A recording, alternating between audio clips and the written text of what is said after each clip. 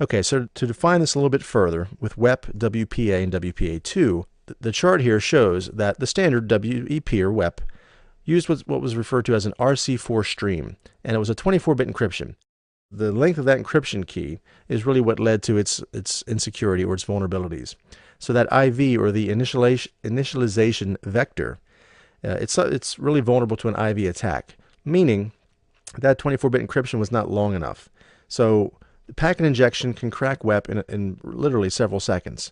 And what it boils down to is that initialization vector, as I mentioned, 24 bits long is just too short.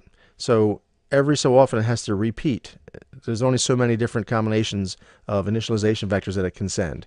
So as communication takes place over any length of time, if someone's sitting there sniffing the wire for a period of time, they'll see that initialization vector, that's a hard one to say, they'll see that repeated, okay, every so often. So they'll be able to pull that off the wire because that IV, or the initialization vector, as I said, is static and it's reused, and it's actually part of the RC4 encryption key. So you already have a piece of the information once you understand what the initialization vector is, and it's also set in clear text. So you have 3 or 4 pieces of the puzzle right to begin with. And if you use standard penetration testing tools, which I'll mention briefly in just a few, those tools allow you to crack that encryption key very, very easily. So as I mentioned, it's not recommended for any type of secure environment. It should be avoided unless, as I mentioned, backwards compatibility is needed.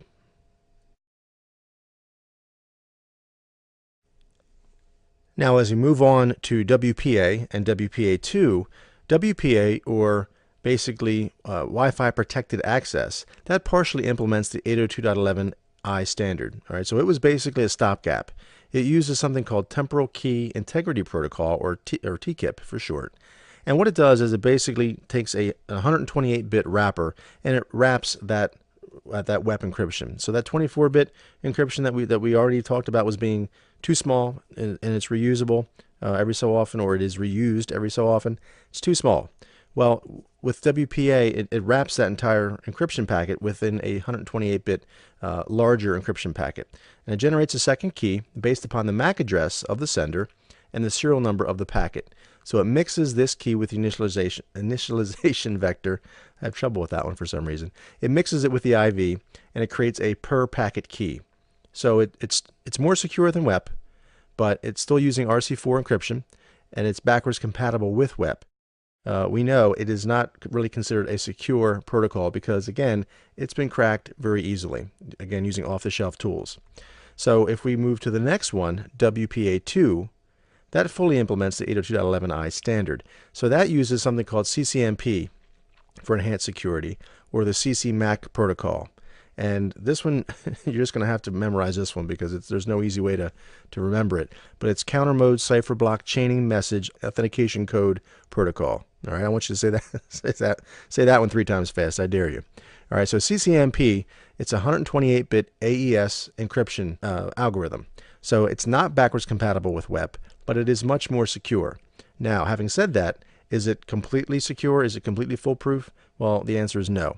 That has actually also been cracked, given enough time, and if you have enough of a skilled hacker on the other end sniffing that traffic, it is crackable. All right, so wireless security examples. Well, WPA and WPA2 can use something called a pre-shared key, or PSK, or enterprise authentication.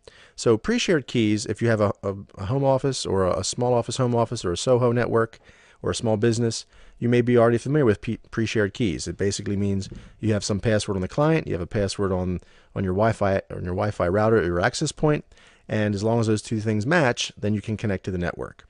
Enterprise uses something called Radius, which is basically an authentication server and digital certificates. You have to actually have that certificate, and you have to have an account on that Radius server, or some way to authenticate to that Radius server. So it provides for an even greater level of authentication. So as we see here, we have a laptop that may, again, connect to a wireless access point.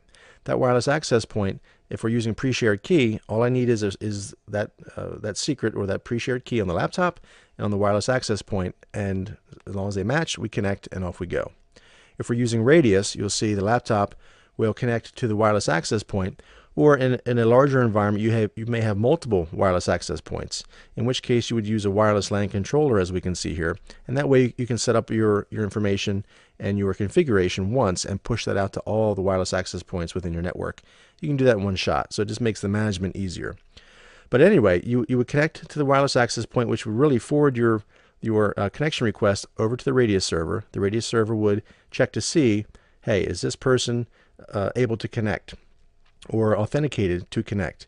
Because if I can back up one, if we use a pre-shared key, as long as we have the secret on both the laptop and the wireless access point, it connects. We don't really know who it is that's connecting. If we're using authentication or enterprise authentication, then we have to actually authenticate with that Radius server. So it's going to authenticate the user as well as the laptop. All right, so this gives us a greater level of security. All right, so that Radius server, if we have the choice between the two in any type of corporate environment or business environment, that would be a preferred way to go as far as adding increased security to the environment.